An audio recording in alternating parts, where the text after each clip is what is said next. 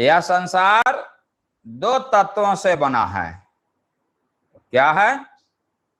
तो जड़ और चेतन।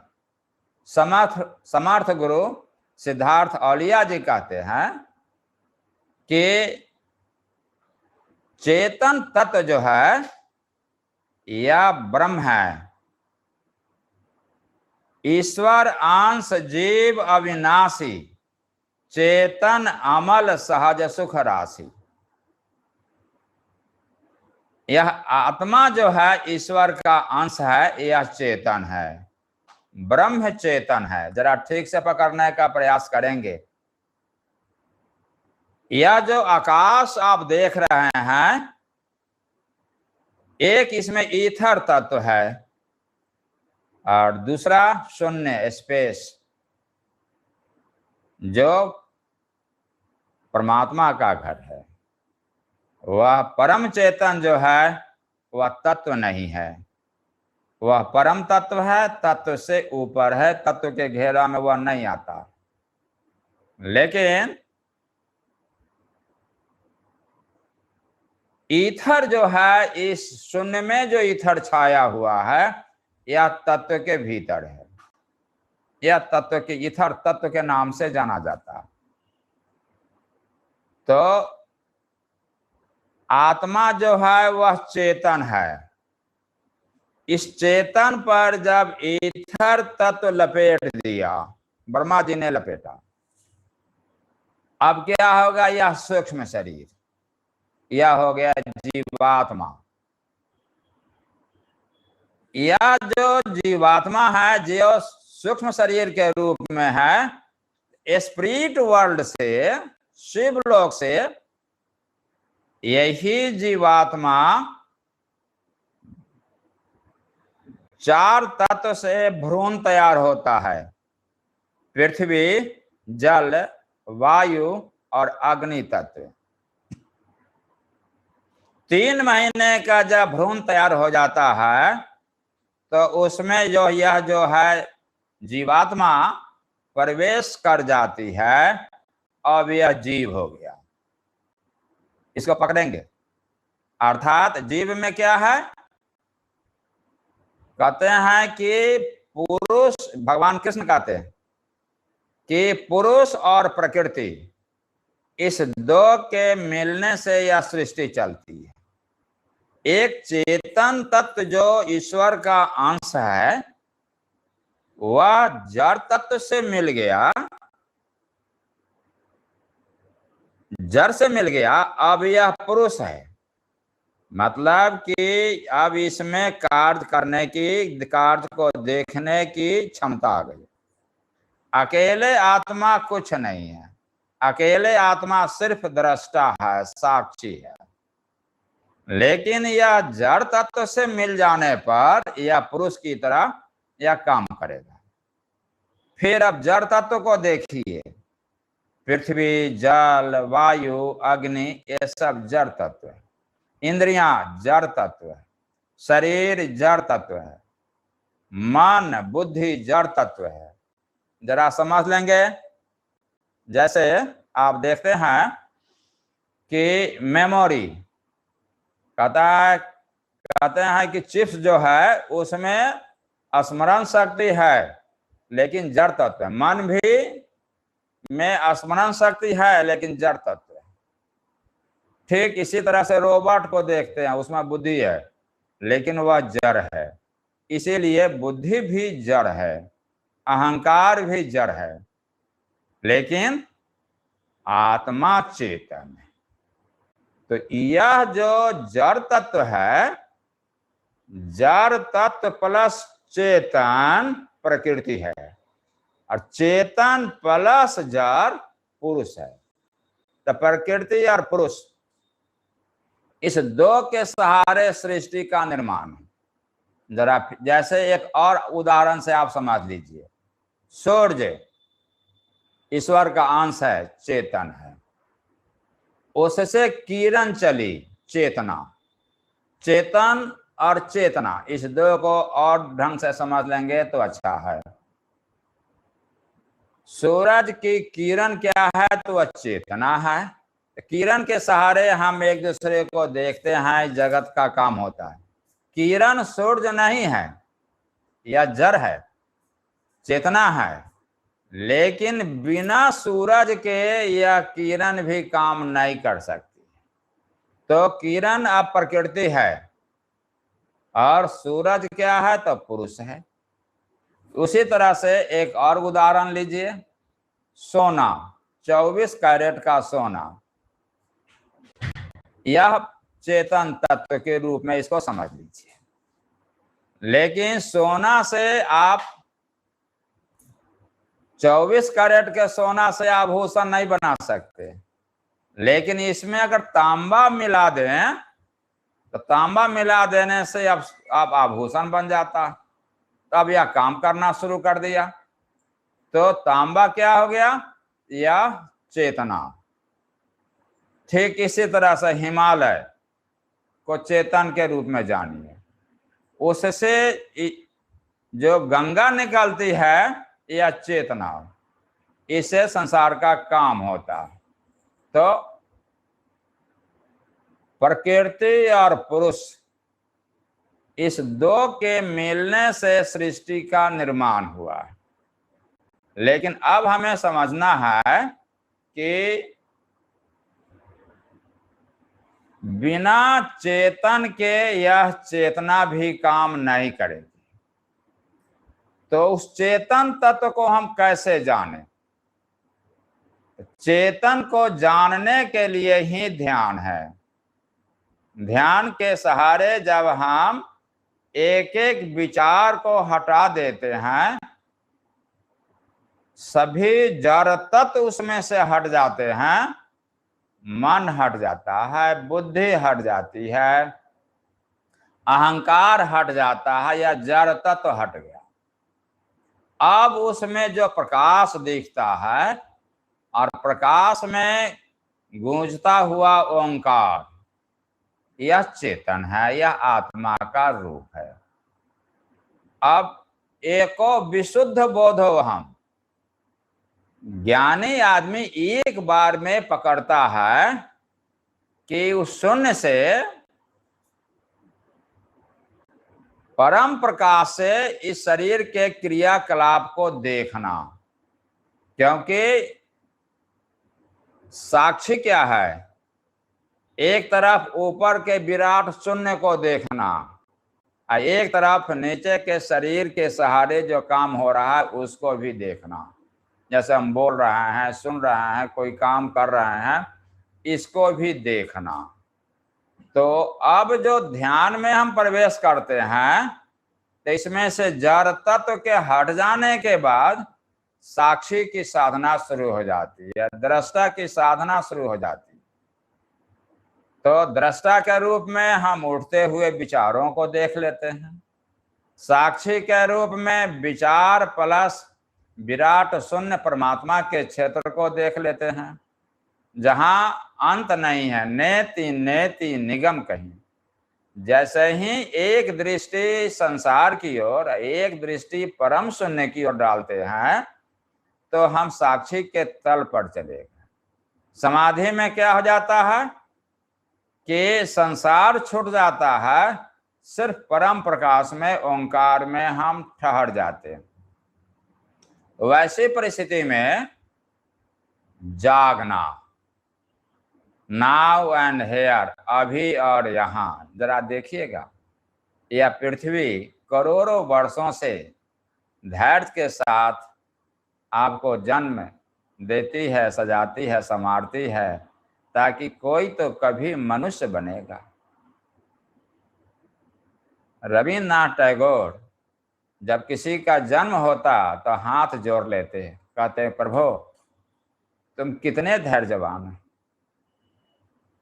देख रहे हो कितने लोग जन्म ले रहे हैं लेकिन कोई भी मनुष्य नहीं बन रहा, फिर भी तुम्हारा धैर्य नहीं टूटता है कि कभी न कभी कोई न कोई तो बुद्ध बनेगा, महावीर बनेगा, ओशो बनेगा, सहजो, दरिया, नानक, दसों गुरु साहिबान जैसे लोग भी बनेंगे।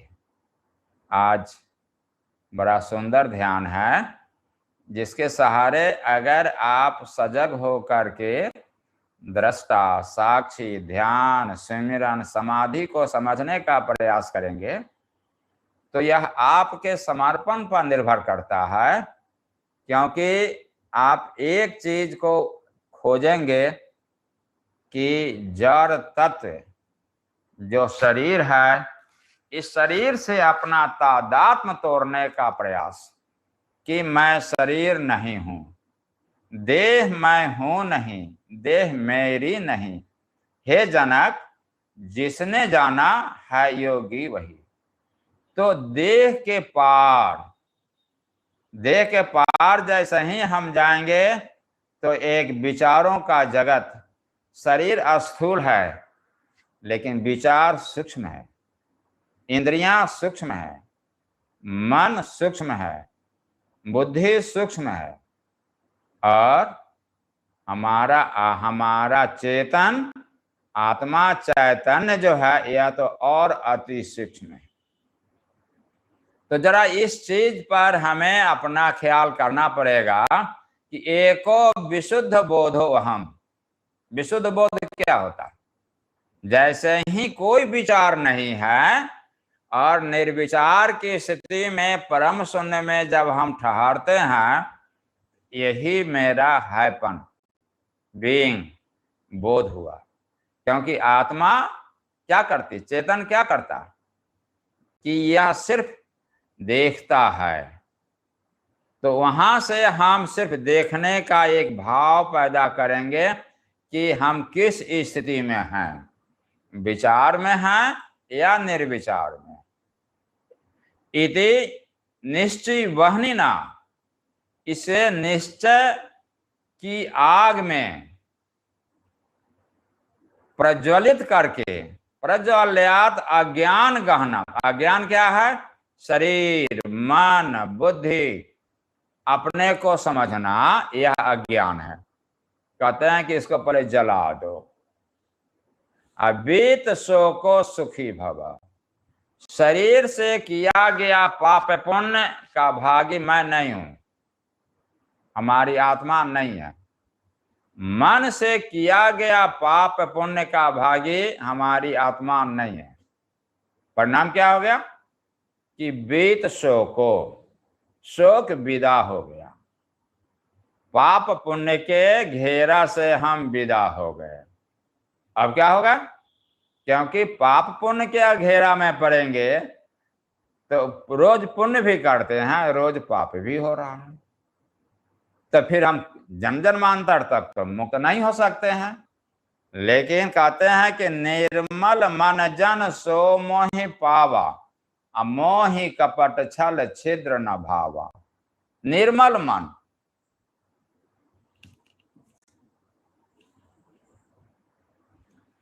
निर्मल मन मतलब विचार एक भी नहीं है। परिणाम क्या होगा कि वहां से मन हट गया। मन जब हटेगा, अब हमारा चेतन तत्व उभरेगा, चेतना के पार हमारा चैतन्य आएगा। तो इसके चलते क्या करना होगा कि ध्यान की विधि से गुजरना होगा।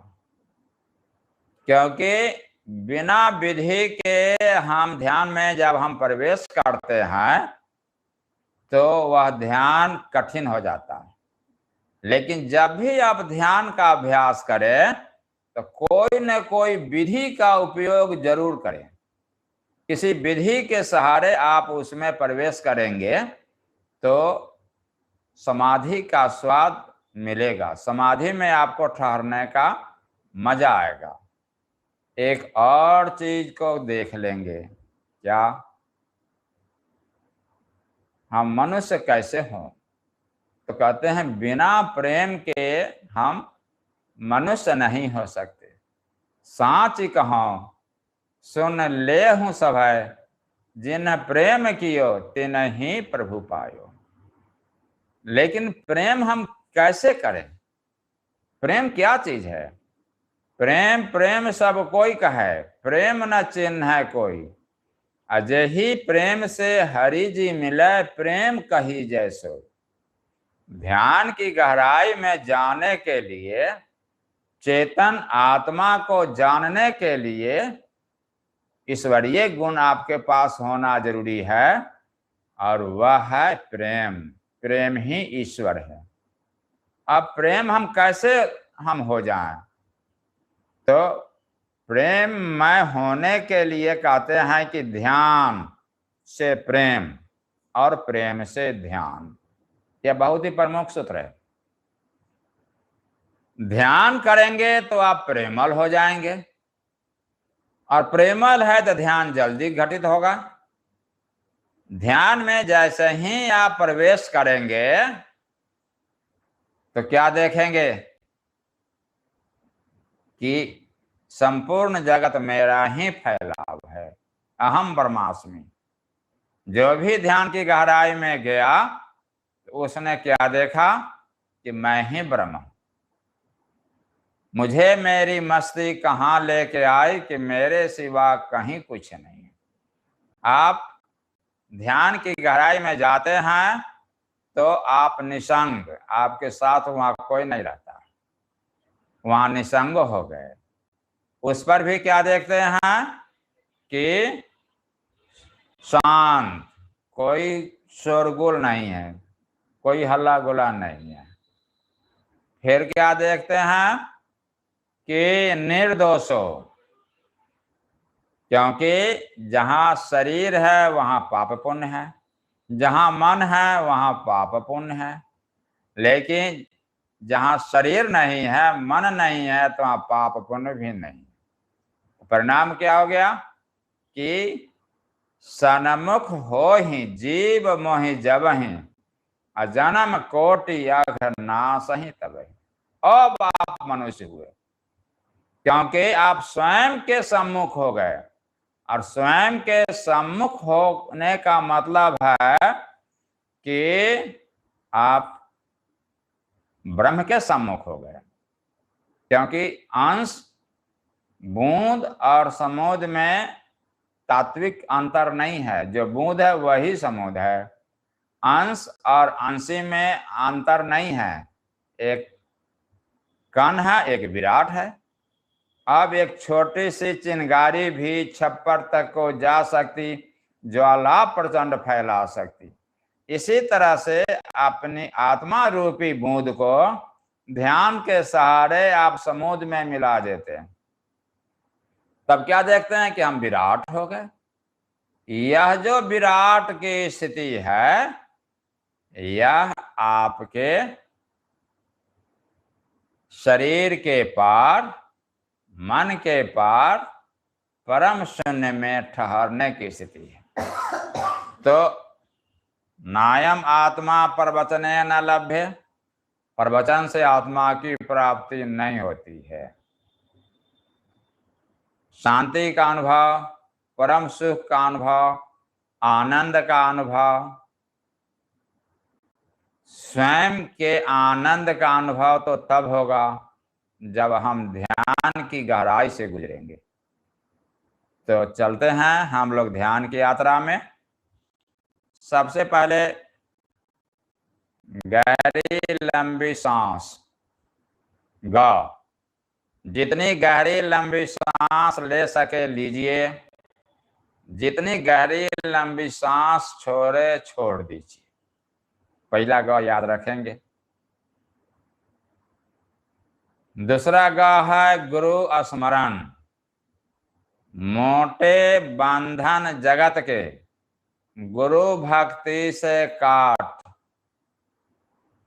झीने बंधन चित्त के कटे नाम प्रताप। विचारों का जो घटाटोप है, उससे बचने के लिए हृदय के तल पर अवचेतन में संतों ने शून्य को अपना हृदय माना है। उस शून्य में गुरु का स्मरण और गुरु के चरणों में अपनी भक्ति अर्पित करेंगे तो बहुत सारे विचार हट जाएंगे। अब है गौज। मतलब ओंकार को सुनना। एक तो समर्पण का भाव गुरु के सहारे जगा, विचार अधिक से अधिक हट गया, थोड़ा है भी तो ओंकार के चरणों में वह समर्पित हो जाएगा। अब यहां से आप निर्विचार की यात्रा में आसानी से प्रवेश करेंगे। अब है कि गगन, उसके सहारे विराट में आप एकाकार हो जाएं, यह समाधि की स्थिति आ जाती है। जाप छुटी अजपा छुटी, अनहद हूं मर जाए, राम सनेही ना मरे, कह कबीर समझाए। अब वह परम शून्य में, परम चैतन्य में, परम प्रकाश में, परम ओंकार में डूब करके स्वाद लेना। तो अब हम लोग ध्यान की यात्रा में गहरी लंबी सांस लेंगे और गहरी लंबी सांस छोड़ेंगे।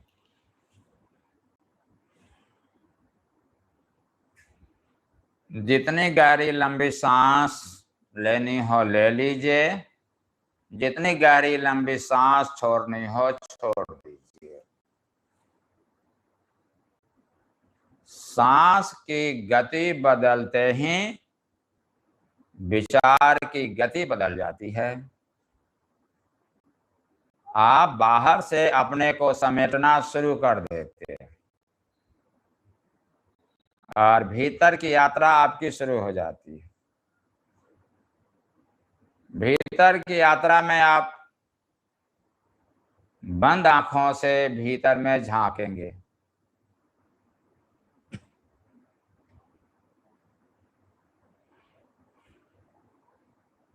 कौन देख रहा है? भौतिक आंख तो बंद है,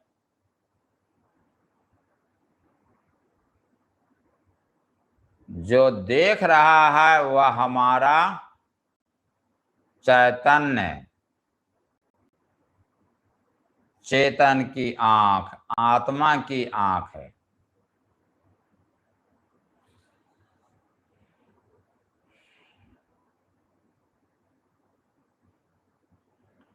एक प्रयास सतत जारी रखेंगे कि बिना ध्यान के हम मनुष्य नहीं हो सकते, क्योंकि मनुष्य के सिवा और कोई जीव ध्यान नहीं कर सकता।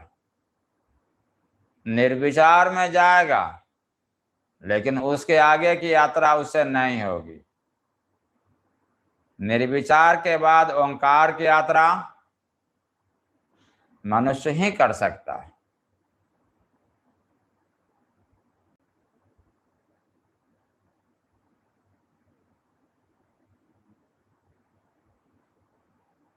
इस प्यास को नहीं मिटने देंगे।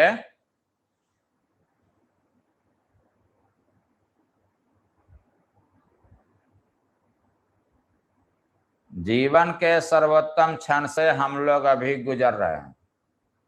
सांस को बाहर फेंक करके रोकें, यह निर्विचार की स्थिति में जाने में बहुत ही सहयोगी है।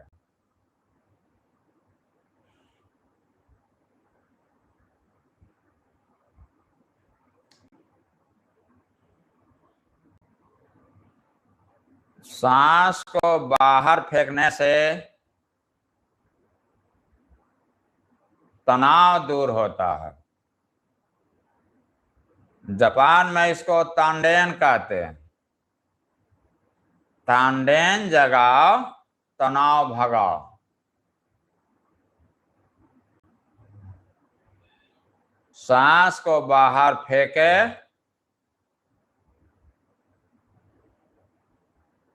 नाभि से 2 अंगुल नीचे हरा चक्र है, आप वहां ध्यान ले जाएं।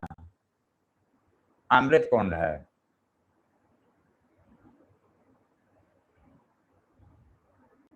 जापान में यहाँ तांडेन कहा गया है। यहाँ ध्यान लगाने से तनाव दूर होता है।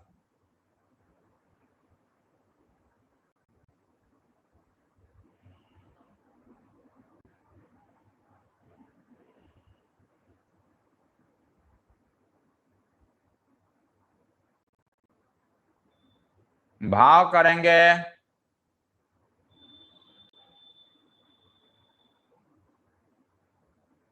सुबह की बेला है,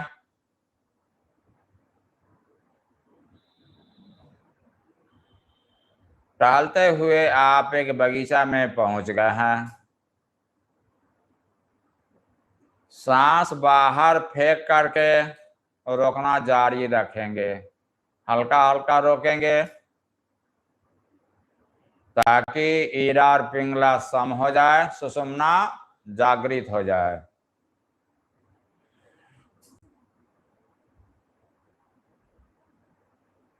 आप देखिए कि बगीचा में सुंदर सुंदर फूल खिले हुए हैं। जितना फूल प्रसन्न है उतना ही आप भी प्रसन्न है। बसंती हवा चल रही है, शीतल मंद सुगंध हवा चल रही है। यह भी आपकी प्रसन्नता में सहयोग प्रदान कर रहा है।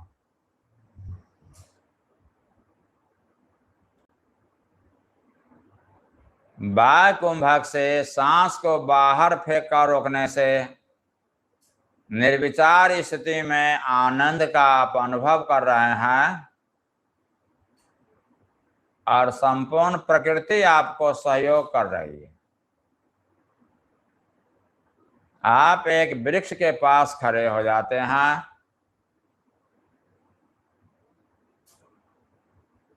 इस वृक्ष का आप प्रेमालिंगन कर रहे हैं।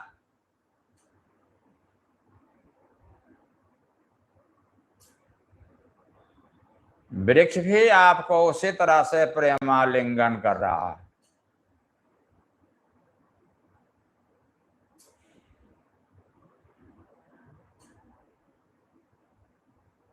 दोनों का प्रेम इतना फैलता है कि वृक्ष और आप अलग अलग नहीं रह गए, दोनों मिलकर एक हो गए। अब आप वृक्ष में समाहित हो गए।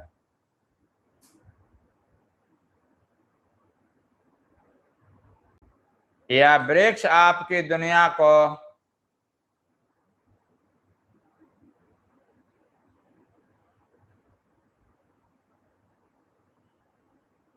समेटकर वह अपनी दुनिया में लेकर चल दिया है। आप वृक्ष में प्रवेश कर गए हैं, वृक्ष की तरह आप भी निर्विचार हैं।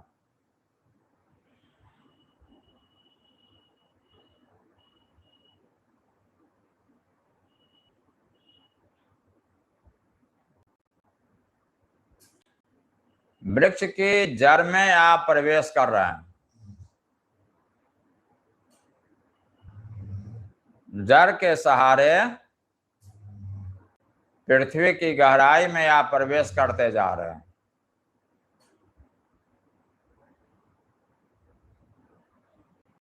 पूरे समर्पण भाव से देखिए कि आप पृथ्वी में समाहित हो गए हैं।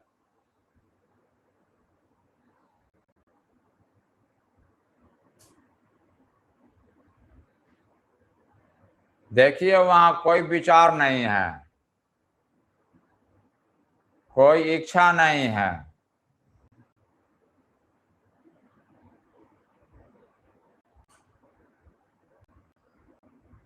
वृक्ष की एक एक जड़ में आप घूम करके देख रहे हैं। यह पृथ्वी माँ आपके संपूर्ण नकारात्मक विचार को अपने में समाहित कर ली है। आप बिल्कुल निर्मल हो गए हैं। इसी को निर्मल मन कहते हैं। अब यहाँ पर वास्तविक प्रेम जगता है। आपका रोम रोम प्रेम से लबालब भर गया है।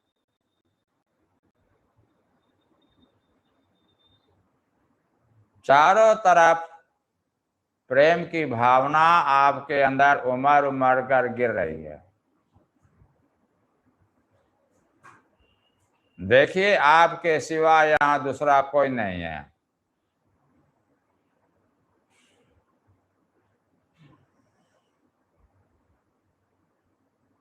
आत्मा का भेद पाकर के लहराया हूं मैं, एक अकेला मौज हूं बहता हुआ आया हूं मैं।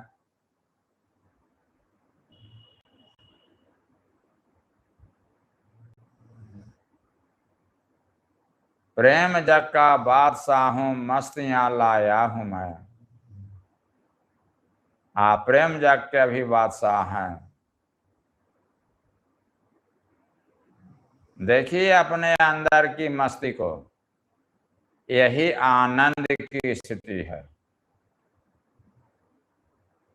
यही आत्मा का फैलाव है, यही परमात्मा का फैलाव है। देखिए इस फैलाव में कहीं कोई अंत नहीं है।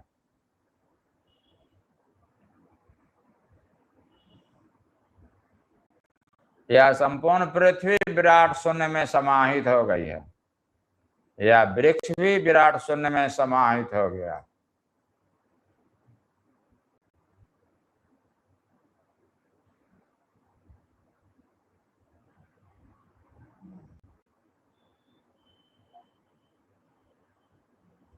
वृक्ष की टहनियों के सहारे एक एक पत्ती में या प्रवेश कर गए, सभी शून्य हो गए हैं। आप वृक्ष के पार पूरे शून्य में ऊपर की ओर बढ़ते जा रहे हैं।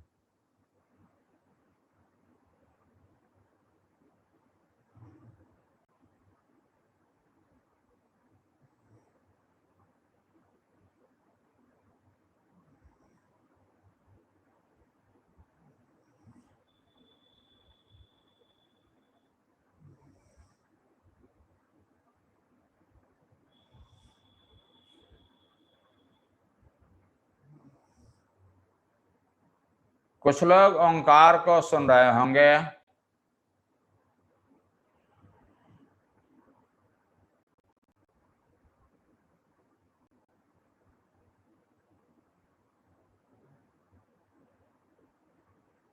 मन को ओंकार में समाहित कर दें।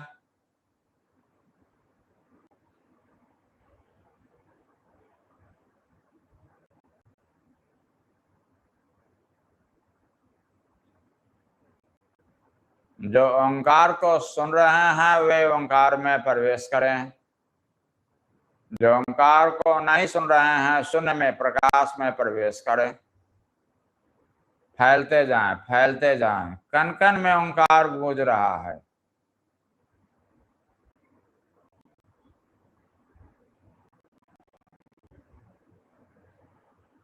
कण कण में आत्मकण का नृत्य देखिए, यही कृष्ण का महारास है।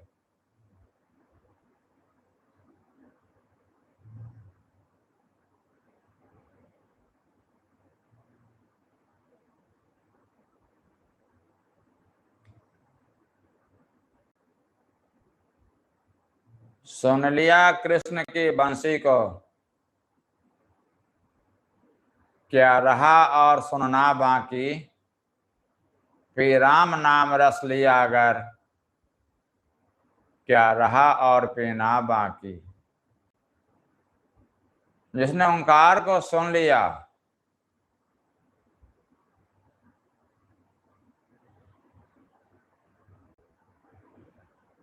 वह आत्मज्ञानी हो गया। ओम इति ब्रह्मा, ओम ही ब्रह्म है। वेद्यम पवित्रम ओंकारम। संसार में आ गए हो तो ओंकार को खोजो, ओंकार को जानो, ओंकार की साधना करो। शब्द साधना कीजिए संतो, शब्द साधना कीजिए। जब भी समय मिले ओंकार को जरूर सुने। 1 मिनट, 2 मिनट, 5 मिनट, 10 मिनट, जितना ही समय हो ओंकार को सुने।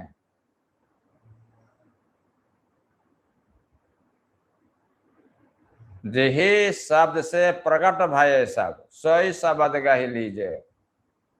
इसी ओंकार से संपूर्ण सृष्टि पैदा ली है।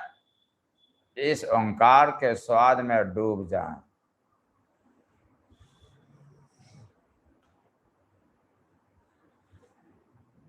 मीरा कहती है, जिनके पिया परदेस बसत हैं, लिख लिख भेजत पाती, मेरे पिया मेरे हिये बसत है, गूंज सुनो दिन रात।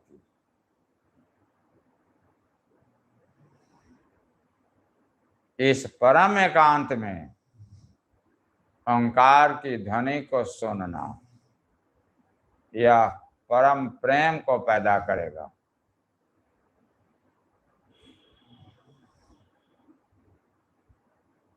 यह आपको प्रेमल बनाएगा, समर्पण की विधि प्रदान करेगा।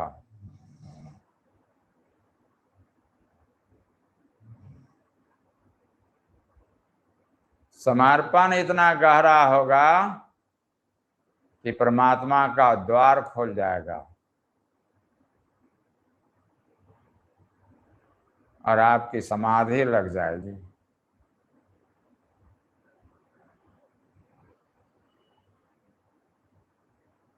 जिसकी अभिव्यक्ति नहीं हो सकती है,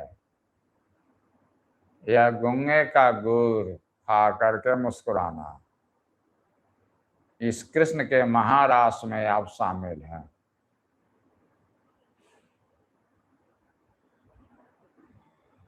प्रत्येक ब्रह्मकण एक दूसरे का प्रेमालिंगन कर रहे हैं, उनका नृत्य चल रहा है।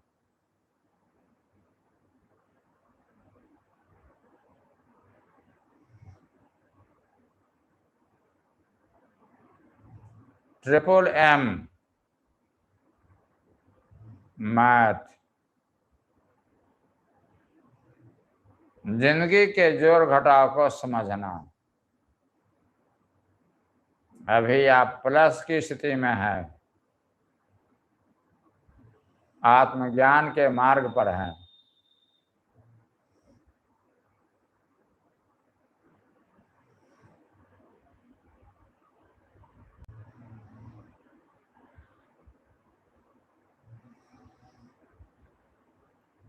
इसी को विवेकानंद कहते हैं, 24 घंटा में एक बार भी अगर आप स्वयं से नहीं मिलते तो समझ जाइए कि उस दिन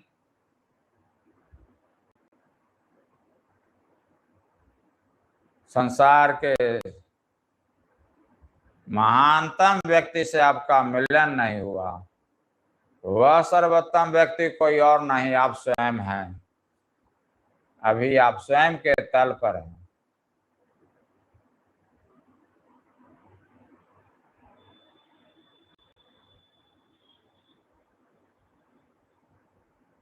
निरंकार, निराकार, निर्विचार प्लस ओंकार,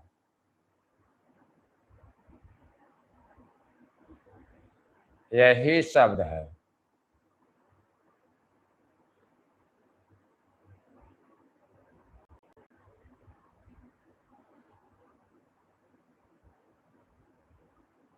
सुरति, निरति और शब्द कहिबे को है तीन।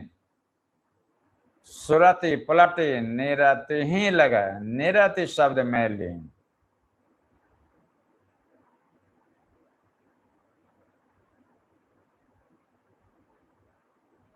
समर्पण भाव से ओंकार को सुनना सुरति। निरति प्रकाश को देखना, जहां ओंकार है वहीं प्रकाश है। और शब्द ओंकार,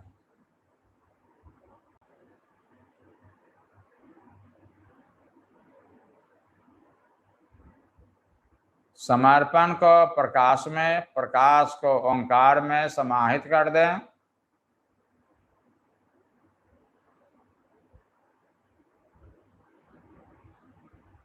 ब्रह्म के दर्शन हो गए, आत्मा के दर्शन हो गए।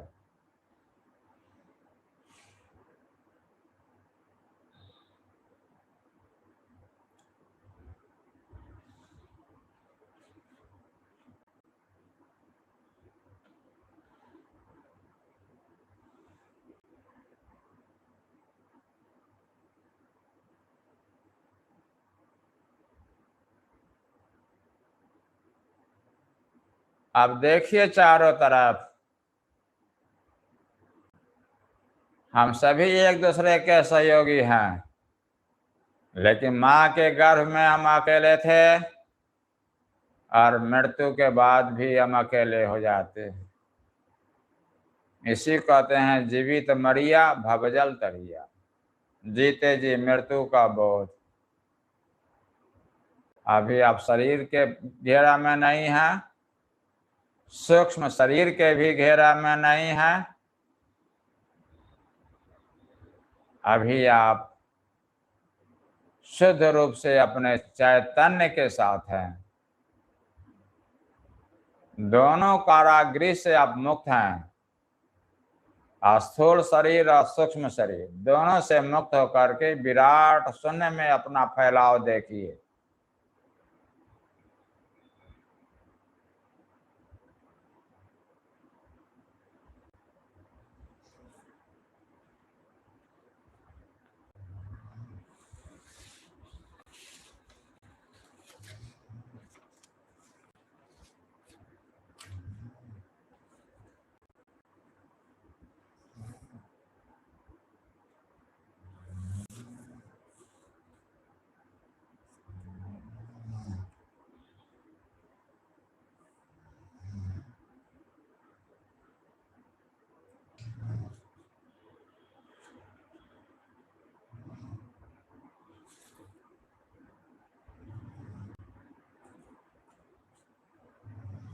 पलटू कहते हैं मरते मरते सब मरे, बहुत बार मरे हैं, मरे न जाने कोई,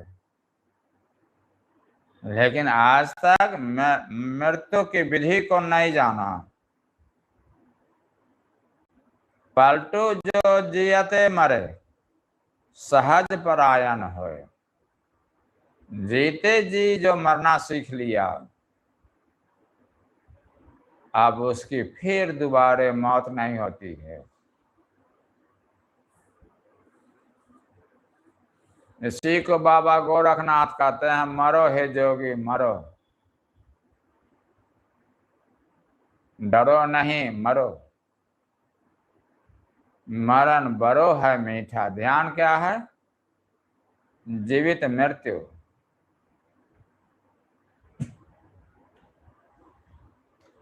अस मर नहीं मरो, जस मर नहीं मर, गोरख दीठा।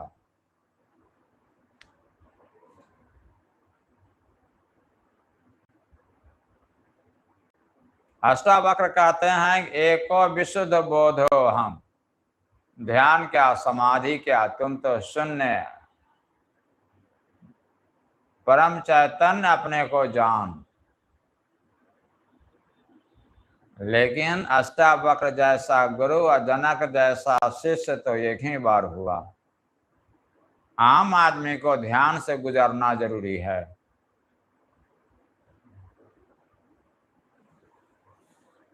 जनक जैसा शिष्य कई जन्मों के ध्यान के बाद उस तल पर पहुंचता।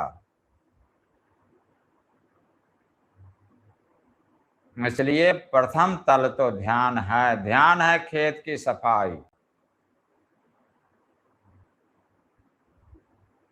और समाधि परमात्मा का प्रसाद है, फसल है।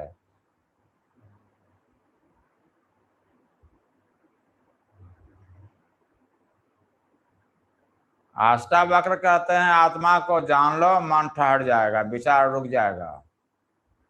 परम शून्य से अपने उठते हुए विचारों को देखो। बहुत सारे संत कहते हैं विचारों को देखो, निर्विचार हो जाओगे और परम शून्य का स्वाद ले लो, आत्मा का स्वाद ले लो। जो विधि आपको जच जाए, आपकी प्रज्ञा जिसको पकड़ ले।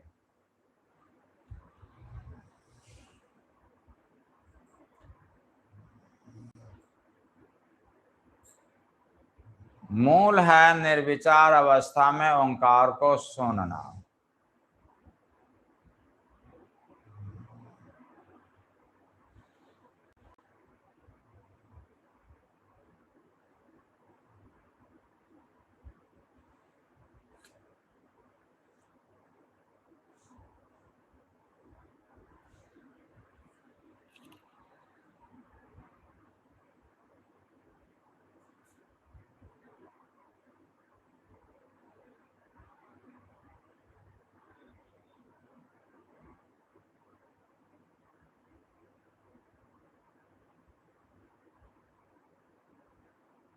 सांस को सहज हो जाने दें।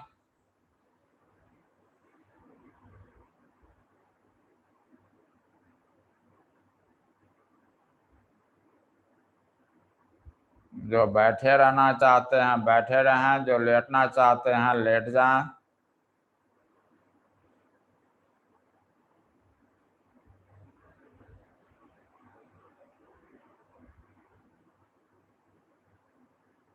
शरीर के प्रति साक्षी हो जाएं।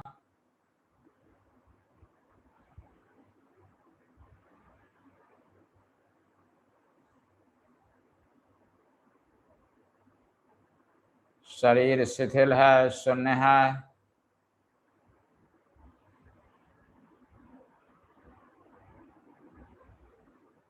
आप शरीर के पार शून्य में हैं। शून्य से शरीर को देखना साक्षी है। ऊपर में ओंकार की ध्वनि, परम प्रकाश का फैलाव, नीचे स्थूल शरीर लेटा हुआ। निर्विचार अवस्था में कोई मांग नहीं। सारी इंद्रियां अपने अपने केंद्र पर चली गई हैं। इंद्रियां बिल्कुल शिथिल है, कोई उछल कूद नहीं है। मन ओंकार में समाहित है, मन हट गया।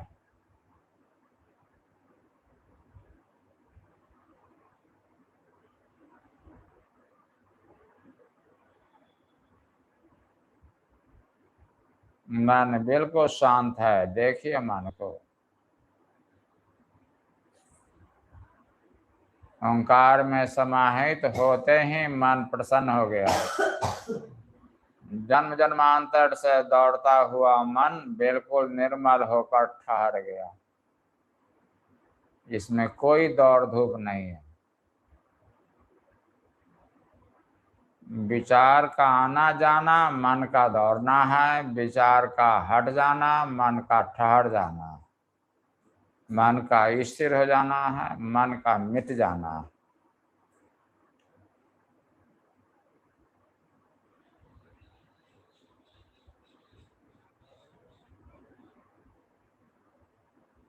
मन शांत है, प्रसन्न है, आनंदित है।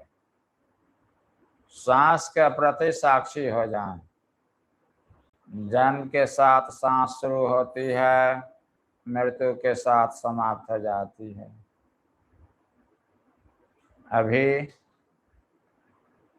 हम सांस के पार हैं।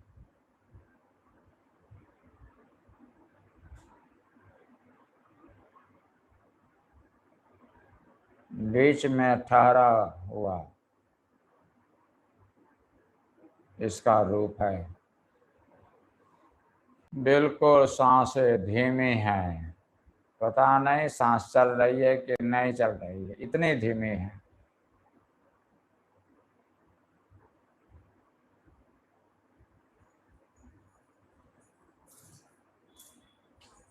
आप सांसों के पार हैं।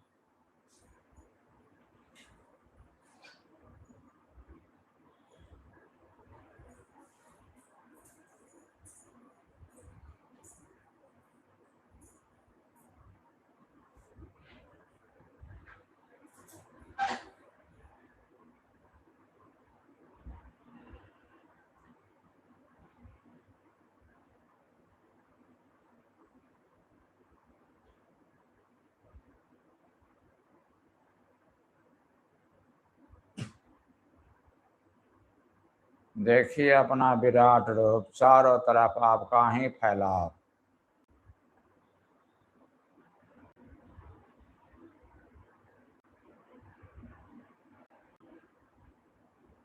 इसी शून्य से अपना तादात्म्य जोड़े।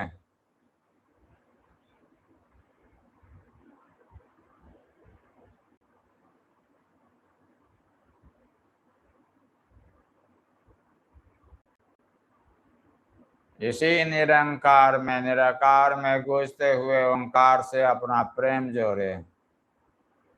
यह प्रेम इतना गहरा जाए कि इसे छोड़ करके आप हटे नहीं।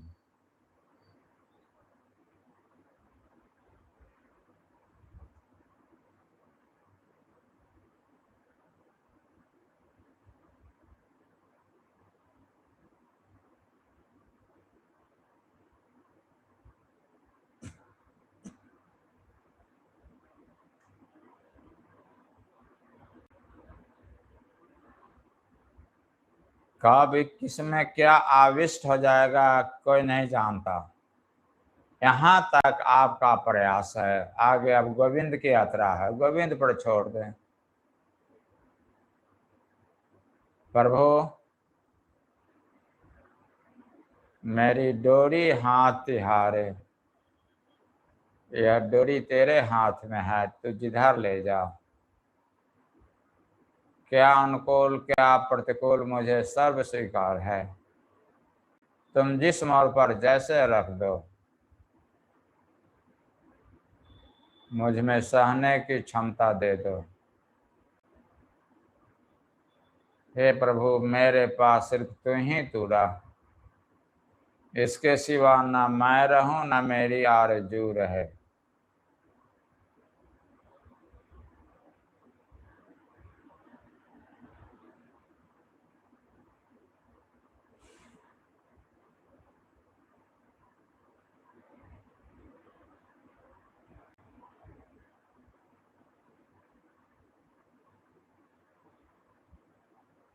आत्मस्मरण, स्वयं का स्मरण, चारों तरफ उमड़ता हुआ क्षीर सागर,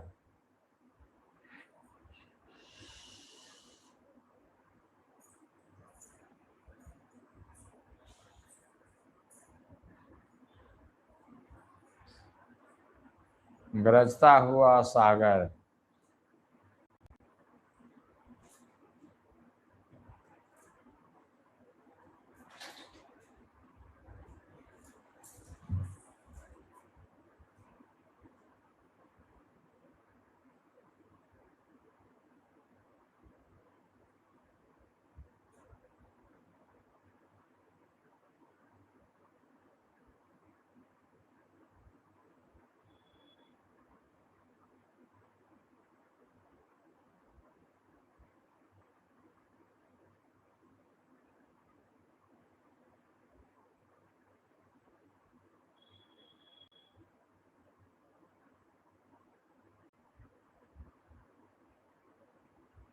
ओंकार की ध्वनि अपने आप में एक विस्फोट, सागर की आवाज उसकी प्रतिध्वनि है।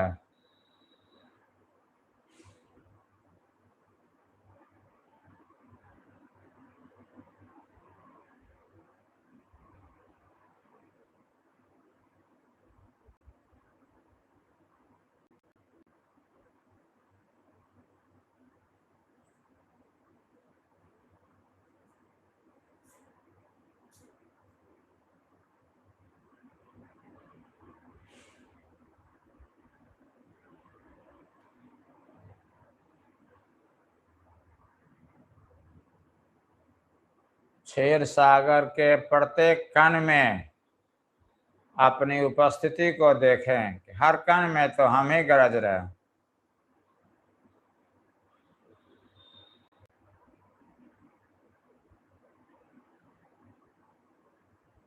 क्षीर सागर में आप प्रवेश कर जाएं।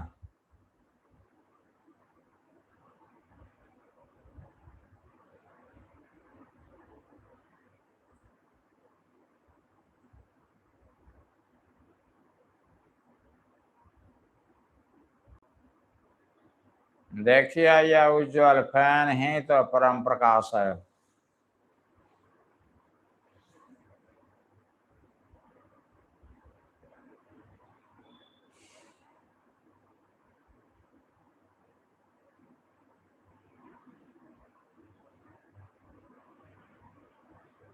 सागर की अतल गहराई में आप प्रवेश कर जाएं।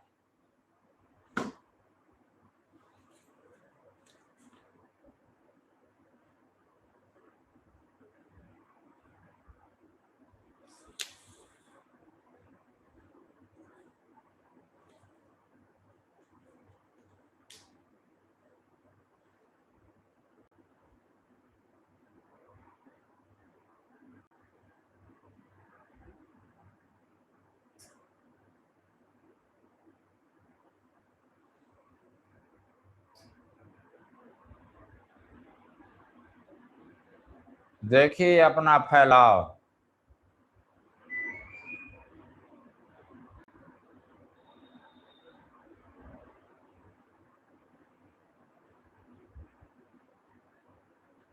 भीतर गहराई में देखिए कोई हलचल नहीं है, कोई आवाज नहीं है। आप स्वयं शून्य की अतल गहराई में है, जहाँ कोई हलचल नहीं है, कोई आवाज नहीं है, कोई द्वैत नहीं है, अद्वैत, बिल्कुल अद्वैत।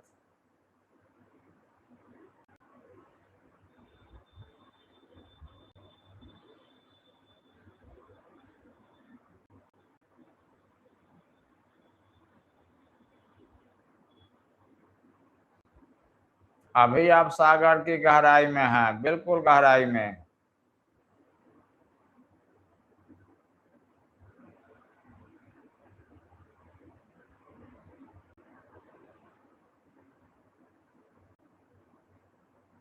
यह सागर की गहराई ही आपके लिए शून्य की गहराई है।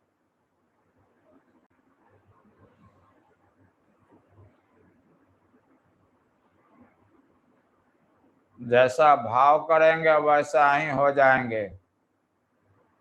सागर की गहराई में ऊर्जा बड़ी तेजी से ऊर्ध्वमुखी हो जाएगी।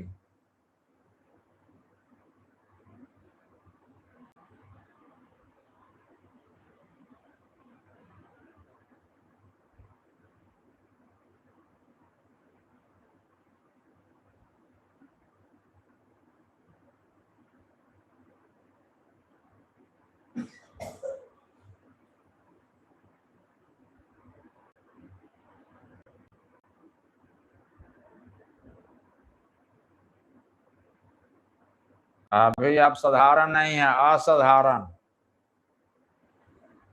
इस विराट संसार में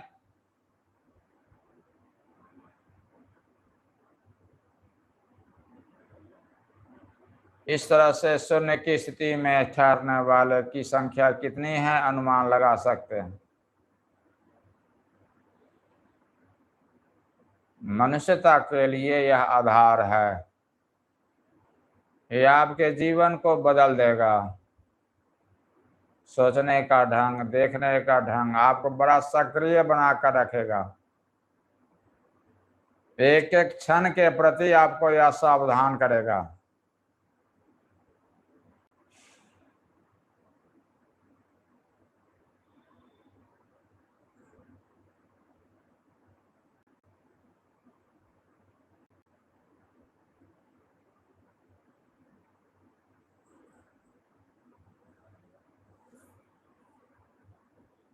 सारे संतों की ऊर्जा आप पर अभी बरस रही है।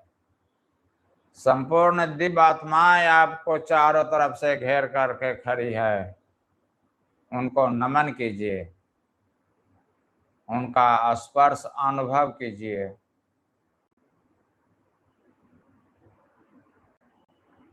वे सभी दिव्य प्रकाशीय एक कण के रूप में, दिव्य ओंकार के रूप में आपको घेरे हुए हैं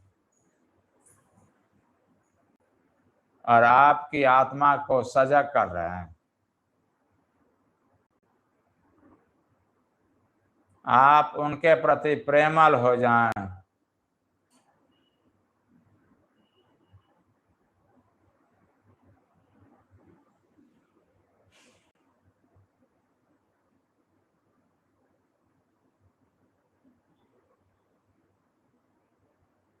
इस दुनिया को सजाने के लिए आपके शरीर का वे उपयोग कर रहे हैं। आपको प्रेमल बना करके सक्रिय कर रहे हैं, ताकि दुनिया में तनाव नहीं रहे, दुख नहीं रहे। भीखा भूखा कोई नहीं, सबकी गुदरी लाल। गिरह खोल नहीं जानते, ताते भय कंगाल। देखिए अपनी स्थिति को, यहाँ सारी मांग गिर गई है। यही है संतोष की परम स्थिति।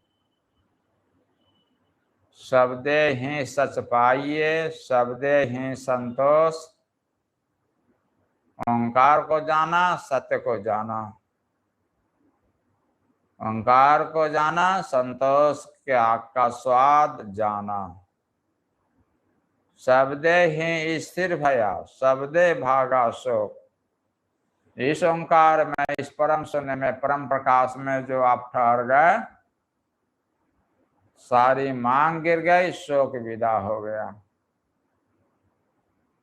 असंतोष का भाव ही नहीं है, सर्व स्वीकार।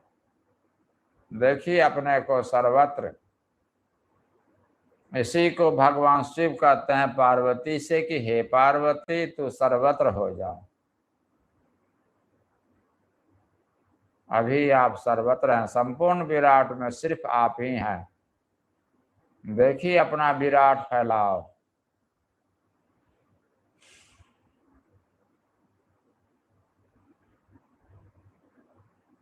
जितना ब्रह्म का फैलाव है उतना ही आपका भी फैलाव है, आपका भी कोई अंत नहीं है, इतना फैलाव आपका हो गया है। आप शून्य में अपने को समाहित कर चुके हैं।